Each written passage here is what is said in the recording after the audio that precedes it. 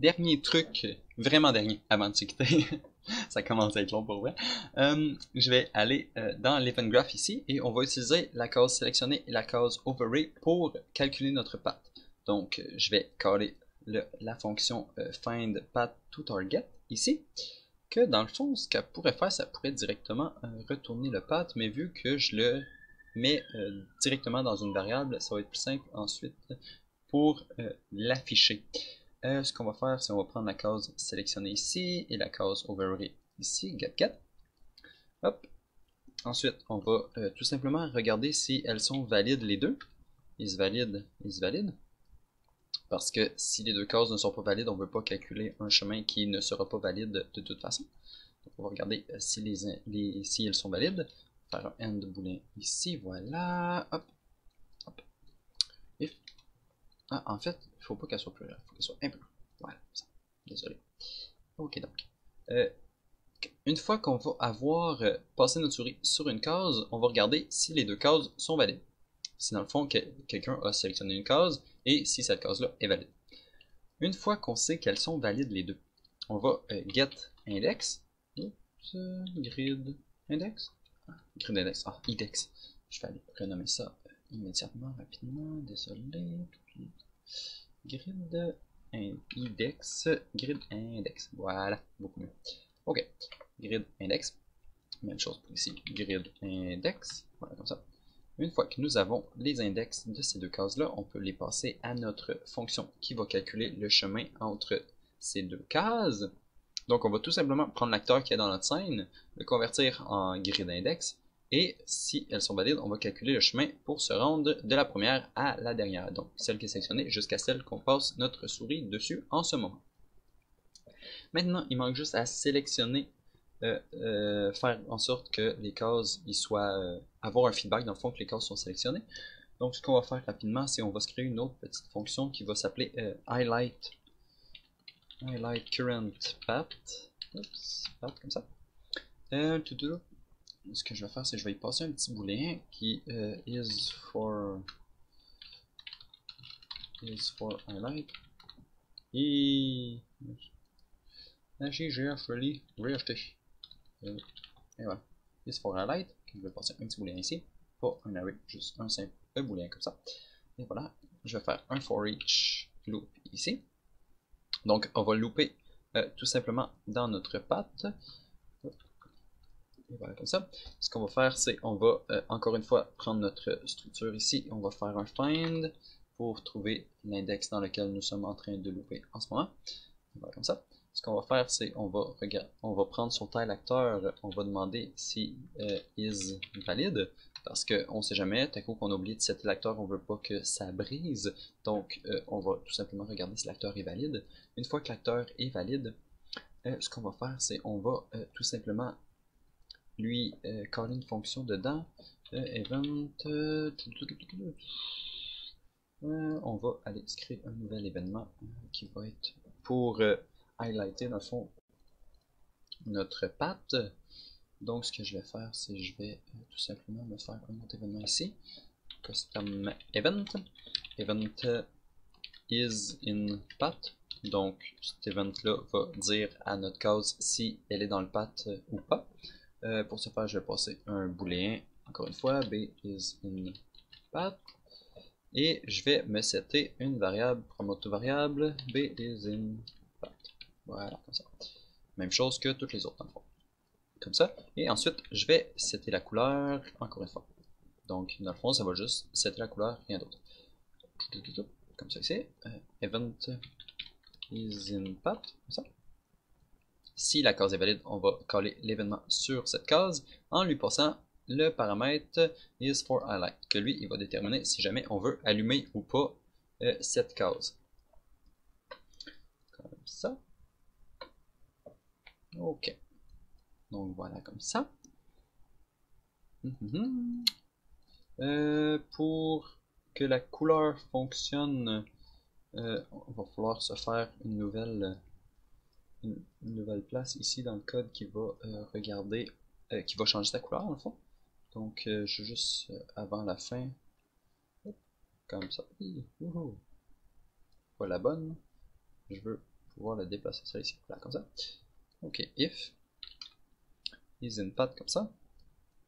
Ce que je veux dans le fond, c'est peu importe, je vais juste changer la couleur. Donc je vais tout simplement, on va dire, changer la couleur comme ça. Donc si elle est dans le path, je vais écraser tous les changements que j'avais calculés avant par du bleu. Tout sauf ceux-là ici. Ah oui, même ceux-là ici. Donc je vais changer tout, juste ceux-là qui changeront pas ici, c'est ça? Ouais, c'est ça. Donc, si elle est sélectionnée, elle va quand même rester sélectionnée. Mais je vais écraser tous les changements de couleur par celle-là ici. Voilà. Donc, dernière chose pour que ça fonctionne, c'est qu'il faut appeler cette fonction-là, dans le fond. La fonction qui va déterminer, qui va colorer le path. Et pour ce faire, aller dans l'event graph ici. Ce que je vais faire, c'est que je vais juste, hop, hop, comme ça. Juste avant, je vais désélectionner le path. Donc, B is for light, je vais le mettre à false. Et tout de suite après, je vais le remettre à true. Voilà, comme ça. Donc, on désélectionne l'ancien path. On regarde si nos deux cases sont valides. Si elles sont valides, on prend leurs index. On calcule un path avec ces deux index. Et ensuite, on resélectionne le path. Donc, là, on espère que tout fonctionne parce que c'est beaucoup de travail sans faire de test. C'est pas vraiment bien ça. Ok, bref, on espère.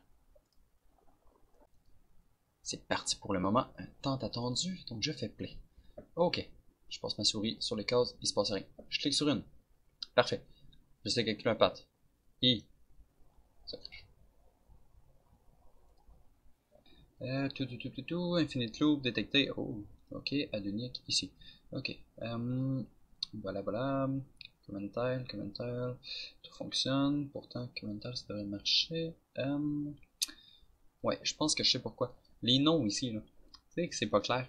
On va tout simplement inverser ça. On va appeler ça ici target tile, voilà. Puis on va mettre start tile en bas. Donc, c'est comme ça. Donc, on le sait qu'il faut lui passer la target en premier et le start en dernier. Ce qui fait que quand que l'avais appelé ici, ce que j'ai sûrement fait, en fait, je suis sûr que ce que j'ai fait ici, voilà, c'est que j'avais commencé en lui passant le start et ensuite le target. Donc, ce que ça faisait, c'est que j'arrivais au moment où je demandais ici de lui passer la preview style. Et la preview style, comme j'avais commencé par la case 0, la seule chose que ça faisait, c'est que ça retournait 0, 0, 0. Et 0, 0 n'était jamais égal ici à la case de départ, à la case de fin dans le fond. Parce que la case de fin n'est pas 0. Donc voilà, si on sauvegarde tout ça, maintenant ça devrait fonctionner. Je le souhaite. Donc, on sélectionne une case. On bouge. Oh, ok. Ok. Ça. Il se passe quelque chose. Ça fonctionne. Notre path semble faire des chiffres et se calculer. Mais on dirait que la couleur ne s'applique pas. Pourquoi la couleur ne s'applique pas? Oh, ok.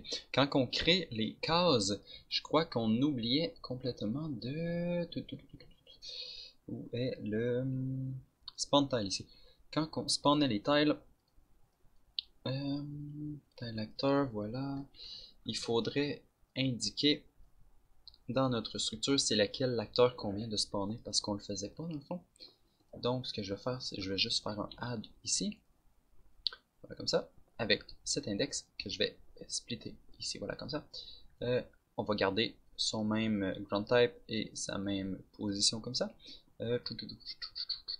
On va garder en fait toutes les mêmes informations. Donc je vais juste pour être sûr de rien briser, je vais juste tout réattacher ensemble. Donc ce add là ne touchera absolument à rien quand on va spawner nos cases, même si techniquement ça ne devrait rien briser. Je vais le mettre à la fin comme ça. Et ce que je vais faire, c'est que je vais juste tout simplement prendre le return ici et l'attacher dans le tile acteur. Parce qu'il ne savait pas dans le fond quel acteur appeler, dans quel acteur appeler la fonction pour colorer les tiles, je crois. Donc on essaie ça comme ça. Et voilà. Ok, donc nous avons notre super chemin. Si on se promène ici, voilà, on a le coût final que ça nous coûte. Dans le fond, ça c'est pas super, c'est pas vraiment le coût qu'on veut vraiment se représenter parce qu'en ce moment ça ne nous dit pas grand chose. Pour l'algorithme c'est super pratique, ça fonctionne beaucoup mieux comme ça, mais pour nous c'est pas super pratique. Si on va dans le trou ici, on voit que voilà le path ne change pas, il calcule toutes les cases. Dans le fond, les cases qui sont vides, c'est des cases qui ne sont pas calculées par l'algorithme. Voilà. Donc, une fois, on voit que quand on va dans des cases impossibles, dans le fond, il calcule toutes les cases et il se rend compte que finalement il n'y a aucun path possible, donc il sort de la loupe, mais sans nous retourner un path complet. Voilà. La seule chose pour qu'on puisse voir un chemin, les vrais chiffres du chemin, dans le fond, les chiffres qui sont plus intéressants pour nous, on va juste aller dans le widget ici rapidement, dans le graphe. Ce qu'on peut faire, c'est dans le final cost, au lieu de prendre le final cost, ici on peut juste prendre le cost from start. Voilà. Comme ça, ce que ça va faire, c'est que ça va prendre le coût à partir du départ seulement. Donc voilà. Et voilà, là, ça nous donne des vrais chiffres. Et voilà. Donc, le chemin partir d'en haut à ici, ça nous coûte 22. Se rendre jusqu'ici, c'est 23. Donc, ça coûte plus cher se rendre jusqu'ici que de se rendre là-bas. Et voilà, c'est tout pour aujourd'hui. Ce fut une très longue vidéo, mais je crois que c'est ce que tout le monde attendait. Dans le fond, c'est la partie qui est vraiment intéressante, dans le fond, le pathfinding. Et c'est ça. C'est pas encore parfait, bien sûr, il y a encore des améliorations à faire et je vais sûrement continuer à faire une vidéo au moins là-dessus pour passer sur quelques améliorations qui pourraient être faites et comment trouver des petites techniques pour l'améliorer, parce que c'est vraiment la partie qui m'intéresse le plus dans cette série de vidéos. Là, dans le fond, ouais. Ok. Si, mettons, on passe notre souris, juste une dernière chose, si on passe notre souris sur les cases rouges, on voit que ça calcule absolument rien parce que c'est des cases qui sont impossibles. Et voilà, c'est tout. Donc, je vous laisse là-dessus. Amusez-vous bien avec ce nouveau petit système. Commencez à faire vos systèmes de combat, quelque chose comme ça. Je vais sûrement faire le mien. En ce moment, ce que ça fait, c'est quand on clique, on fait se téléporter, mais ce serait cool que le personnage suive les cases une par une sans se téléporter directement à la case et tout. Et pourquoi pas limiter son mouvement ou des trucs comme ça. Il y a plein de trucs qu'on peut faire encore. Donc, ça va sûrement continuer avec ça. Mais sur ce, je vous laisse et à la prochaine. Bonne soirée tout le monde.